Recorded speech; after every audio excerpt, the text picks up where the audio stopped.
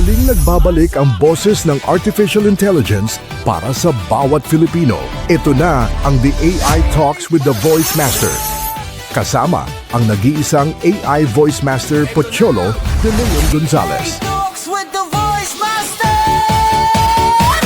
Ang mga tagapagbalita ng programang ito, sina Ira at Ivan, ay mga AI-generated animated reporters.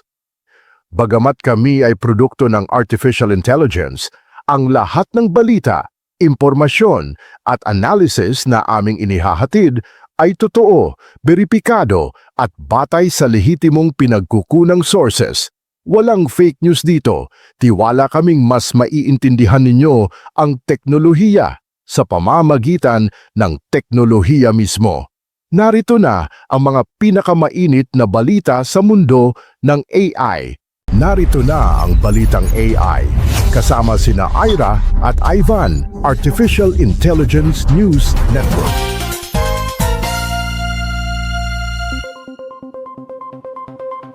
Great day! Mabuhay! Ito ang balitang AI sa Radyo Pilipinas. Boses ng teknolohiya, tinig ng makabagong Pilipino. Hatid sa inyo ng The Voice Master of the Philippines. Katuwang ang mga AI reporters ng bayan. Ako si Ira. At ako naman si Ivan. Kasama nyo kami sa paglalakbay sa mundo ng Artificial Intelligence, kung saan ang teknolohiya ay hindi na lang parte ng kinabukasan, kundi bahagi na ng kasalukuyan. Narito na ang mga pangunahing balita sa mundo ng AI. Great day! Mabuhay mga ka-AI! Welcome sa panibagong episode ng Balitang AI, ang kauna-unahang AI-generated animated news program sa ilalim ng Radyo Pilipinas, powered by the AI Voice Master, Pocholo de Leon Gonzales. Ako si Ira, your Artificial Intelligence Reporter Analyst. At ako naman si Ivan, your Artificial Intelligence Voice for Analytics and News. At tandaan, hindi kami totoong tao.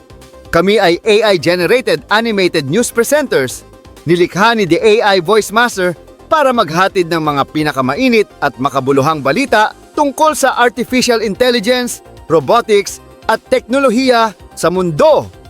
Narito na ang mga headline ngayong linggo. China muling ginulat ang mundo sa bagong pinakamakataong humanoid robot, Uni-3 H2. DeepSeek naglabas ng libreng AI na kumakalaban sa lahat ng OCR models sa mundo. OpenAI nag-launch ng ChatGPT Atlas, ang AI browser na gustong palitan ang Google. Google ipinasilip ang Vista Self-Improving Video AI na tinalo ang VEO3.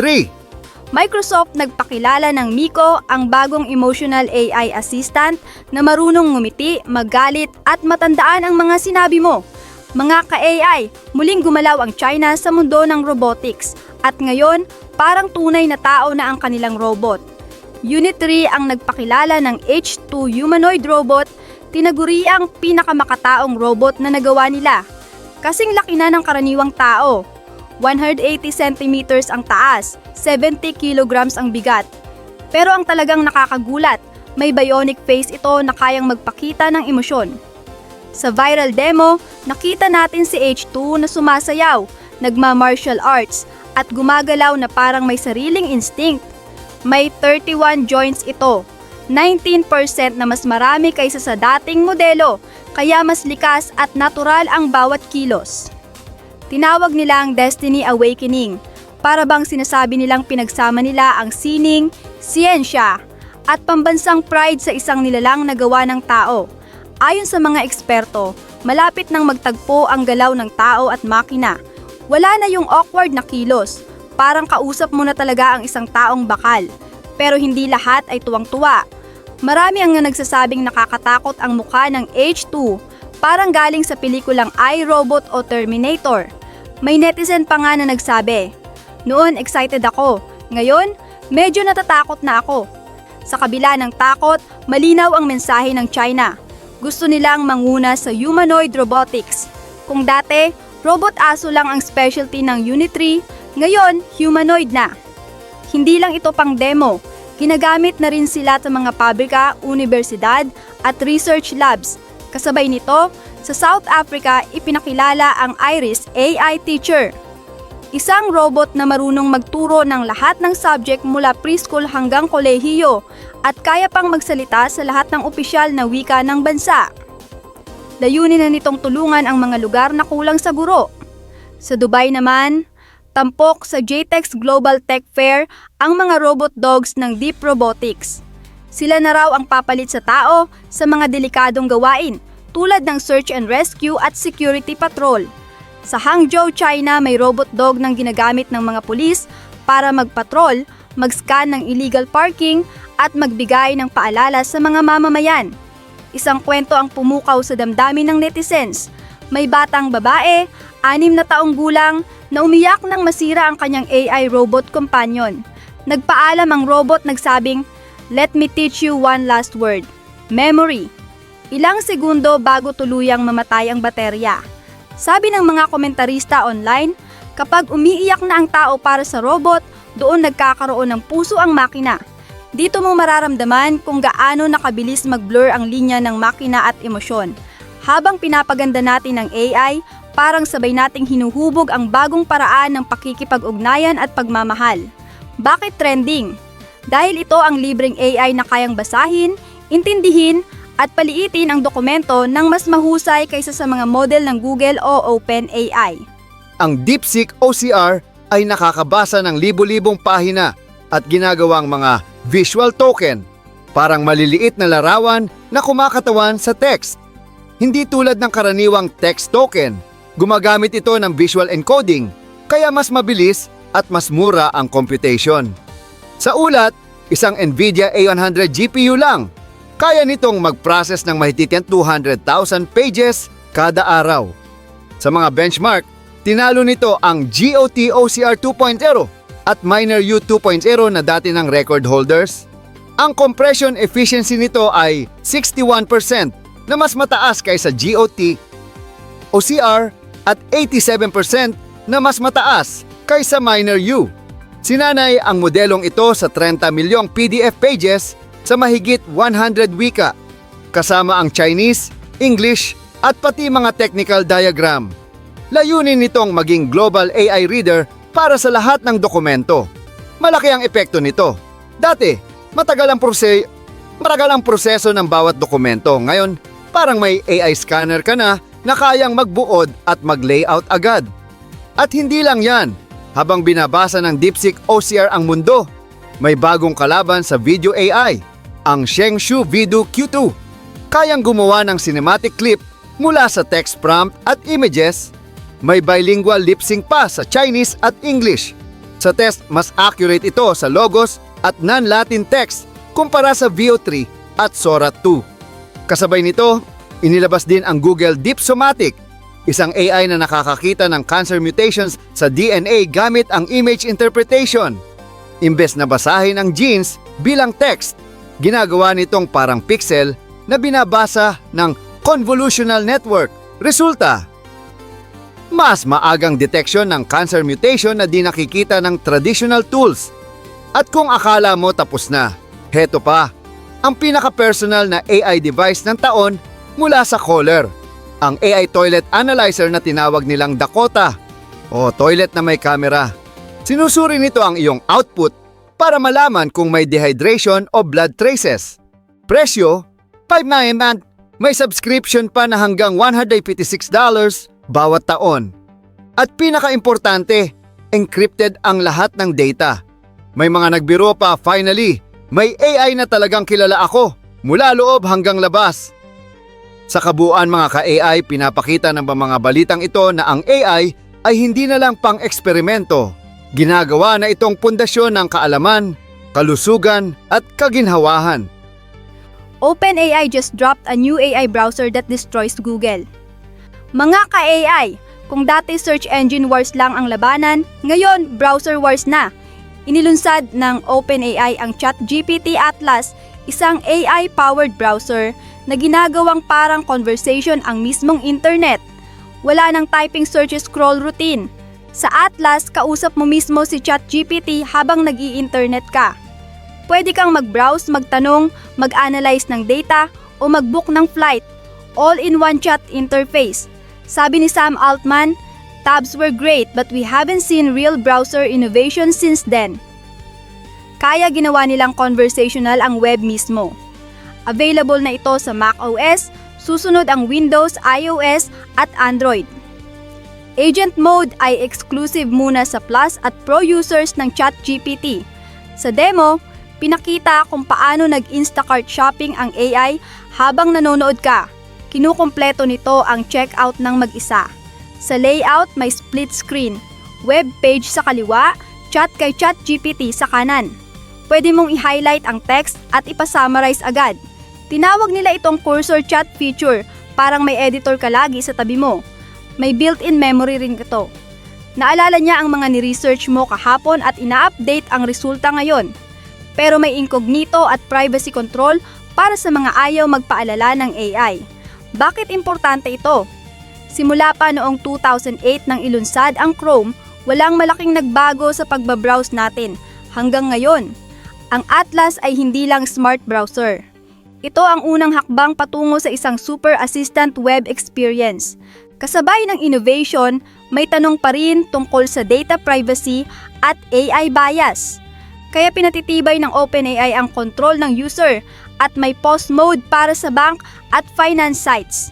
Kung dati search engine ang nagsasagot, ngayon ang AI na mismo ang nag-iisip para sa atin. Isang bagong anyo ng internet ang ipinanganak, tinatawag nilang conversational web. Kung ang Atlas ay AI browser, ang Vista naman ay AI video engine na kayang mag-self-improve ng walang retraining. Tama ang narinig nyo, natututo siyang mag-isa habang gumagawa ng video. Ang Vista ay isang self-evolving video generation agent na lampas pa sa VO3 model ng Google. Sa benchmark test, tinalo niya ang sarili niyang parent model ng 60% win rate. Paano ito nagagawa? Bawat prompt, hinahati niya sa mga eksena at detalye, ilaw, tunog, camera angle, emosyon, dialogue. Gumagawa siya ng maraming bersyon, pinaglalaban-laban parang tournament at pinipili ang pinakamaganda. Tapos, nire-rewrite niya ang prompt based sa mga mali, paulit-ulit hanggang maperpekto. Ang resulta, mas realistic na motion, mas natural na dialogue, mas accurate na sound sync, parang AI na film director.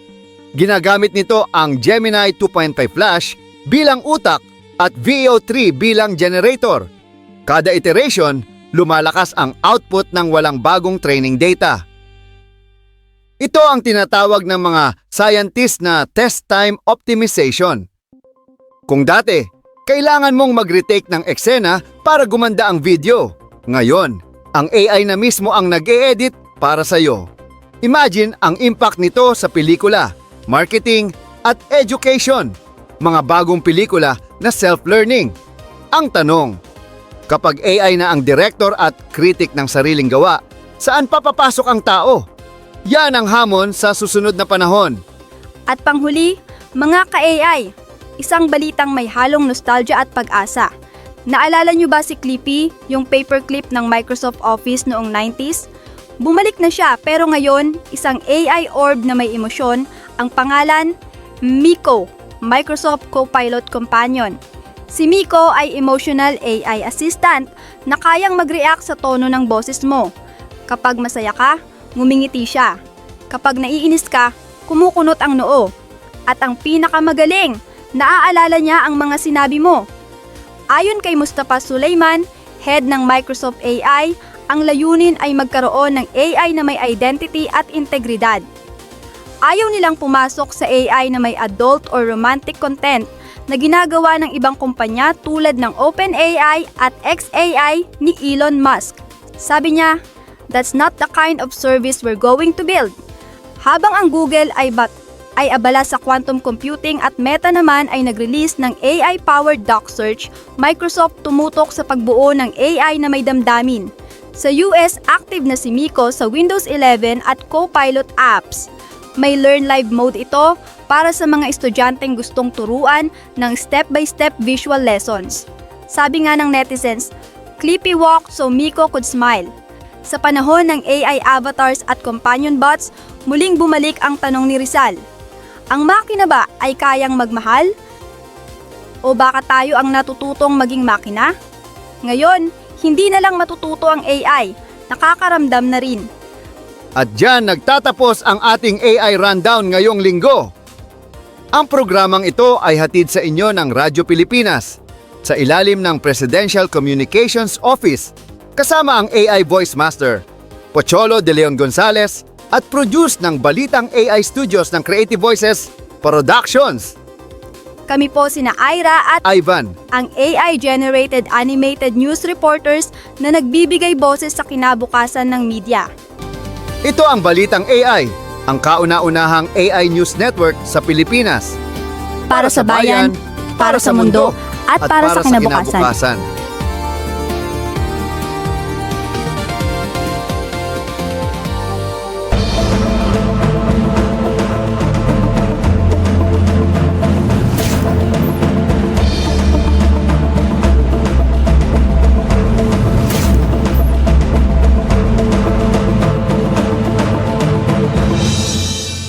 Sa likod ng bawat inobasyon, may kwento ng tao. Narito ang segment kung saan teknolohiya ay nagiging personal. Ito ang AI and Personal Interviews kasama sa AI Talks with the Voice Master.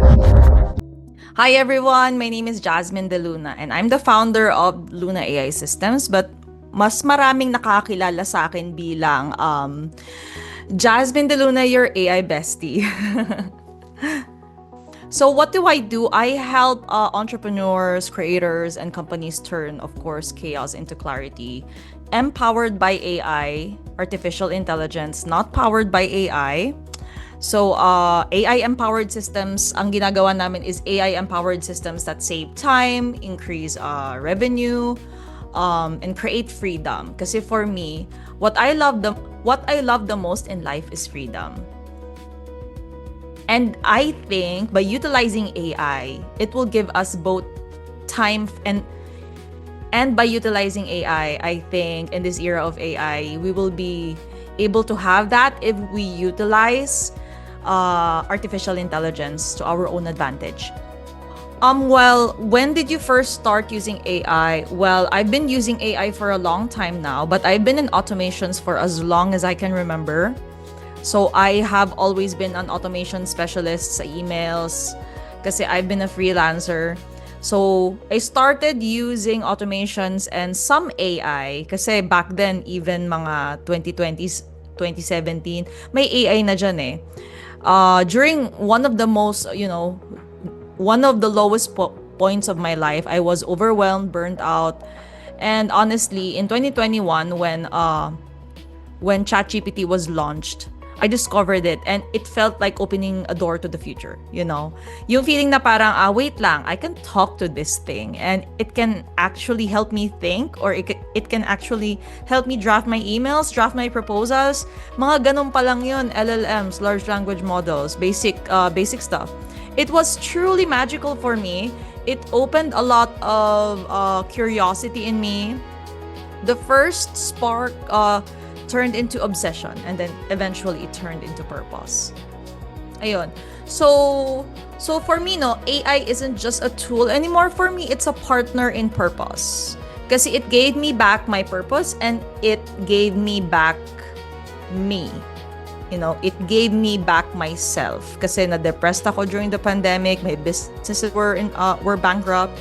It helps me run my businesses faster, automate what used to take hours to do, and it even nag-help rin siya sa akin to coach hundreds of Filipinos to do the same, right? So cycle lang siya.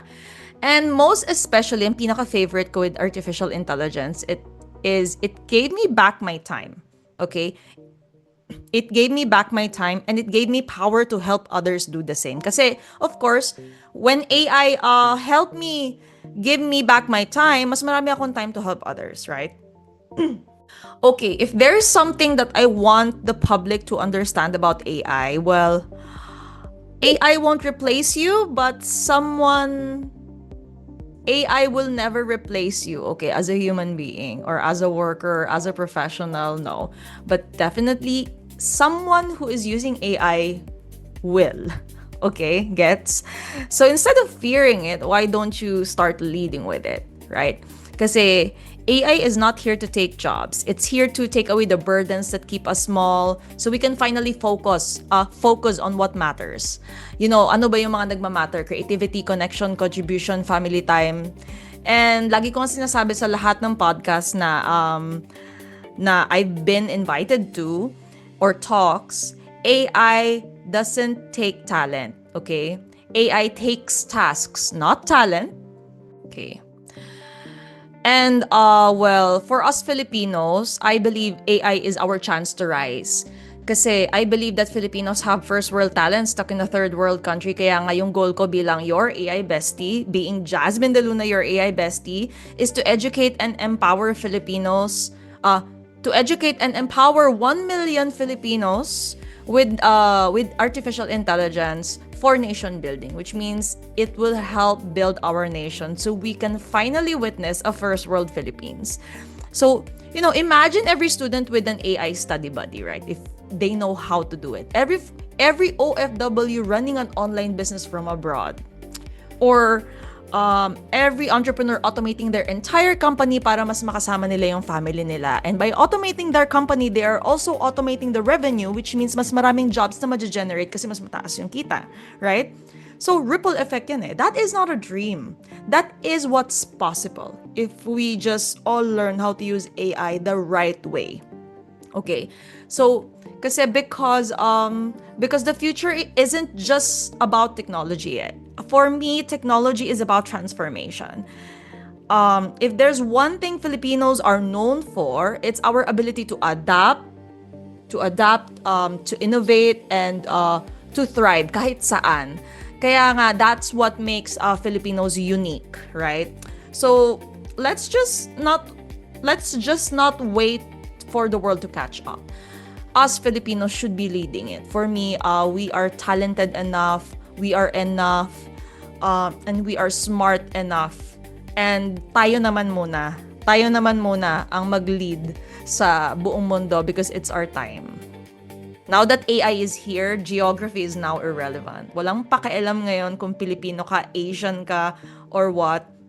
Ang pakialam na lang ng mga companies ngayon, ng mga result-driven companies, everywhere are the results. And I believe Filipinos can always give results. So yeah, my name is Jasmine De Luna and I am your AI bestie. And I'm here to remind you that you are not late. Okay, you're not late, you're right on time for the AI revolution and you are still on time for the AI gold rush. Talk soon.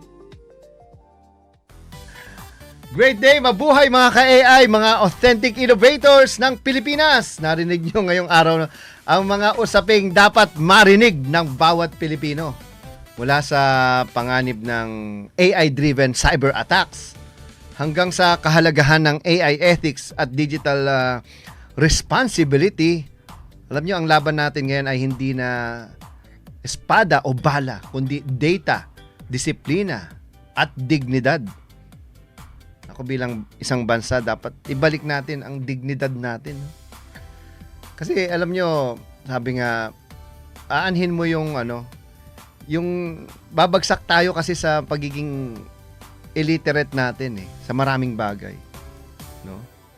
Lalong-lalo na, yan, sabi nga sa inyo, hindi nga marunong nga bumasa, hindi naman naintindihan. Ay, paano pa yung AI? Paano pa yung mga blockchain? O paano pa yung technology? Una-una, mahal to. Ang AI po hindi mura. Mahal po siya. Lahat to, like itong programa na to, I can say, kumbaga, production cost pa lang nito, 100,000 na. So, paano natin to dadalhin sa ordinaryong tao? Which is doon ako papasok, no? Kasi alam niyo sa panahong ang bawat click ay maaaring pinto ng panganib. Ang kaalaman po yung magiging sandata natin. At ang kabutihan ang ating magiging depensa. At ang disiplina ang tunay na katalinuhan sa panahon ng AI. Discipline. Okay?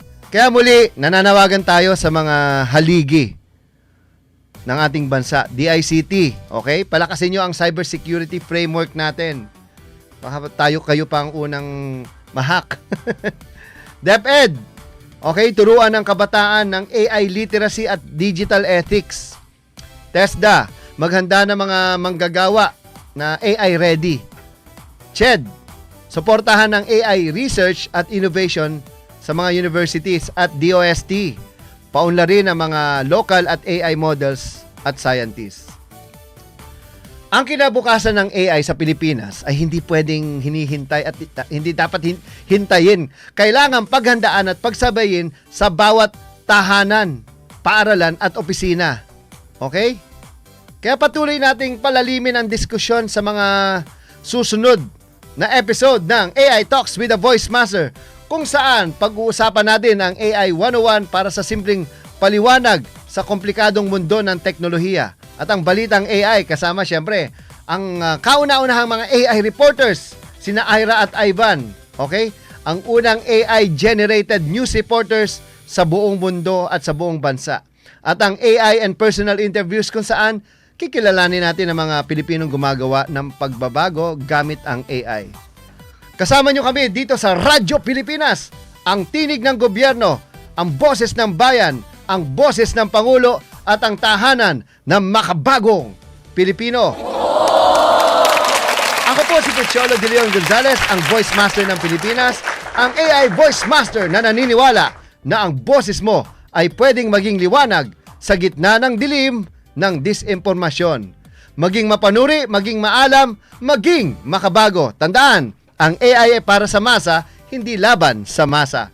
Kung marunong tayong gumamit ng AI sa tama, tayo mga Pilipino mismo ang magiging leader sa AI revolution ng Asia. Maraming salamat po sa pakikinig at huwag niyong kalimutang i-follow at i-share ang ating AI Talks with the Voice Master sa Spotify, YouTube, Facebook at Radyo Pilipinas 738 kHz para sa mga balitang AI at programang nagbibigay buhay sa kaalaman. Bisitahin niyo rin po ang aking website, ang www.pochologonzales.com, at sundan po kami sa at Voice Master at The Voice Master sa lahat ng social media platforms.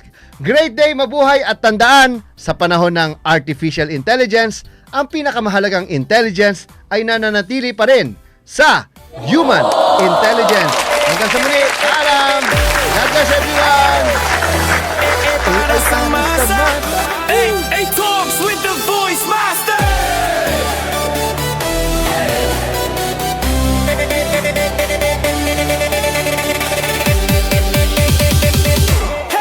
Sa tindahan ni Aling Nena, sa sakayan ni Kuya Boy, may narinig na usapan, AI daw di lang laruan, hoy! Pangmayaman yan, sabi ng tambay sa kanto. Pero teka, kahit ako, pwede palang matuto. Hindi kailangan ng diploma o Ingles-Inglesan, basta may tanong, kasagot ay kaalaman. Sa radyo o online may matututunan, AI para sa masa, para sa sambayanan. Hey! Ay para sa masa, sa radyo humahataw, kwento mo ay mahalaga kahit ikaw ay simpleng tao. AI Talks with the Voice Master, lakas ng bagong sigla, boses ng bawat buwan, para sa bagong Pilipinas. Si Lola Inday nagtanong habang naglalaba, yung AI ba pwede rin sa matanda na? Opo naman Lola, gamit mo yan sa negosyo o kahit sa pag-order ng itlog, mantika sa tindahan mo. AI sa karinderya, AI sa eskinita, AI sa estudyante, vlogger sa probinsya, tindera, tanod, magsasaka o tsuper, lahat pwedeng matuto, basta wag kang tatama-tama. AI para sa masa, sa radyo humahataw, kwento mo ay mahalaga kahit ikaw ay simpleng tao. AI Talks with the Voice Master, lakas ng bagong sigla, boses ng bawat huwan, para sa bagong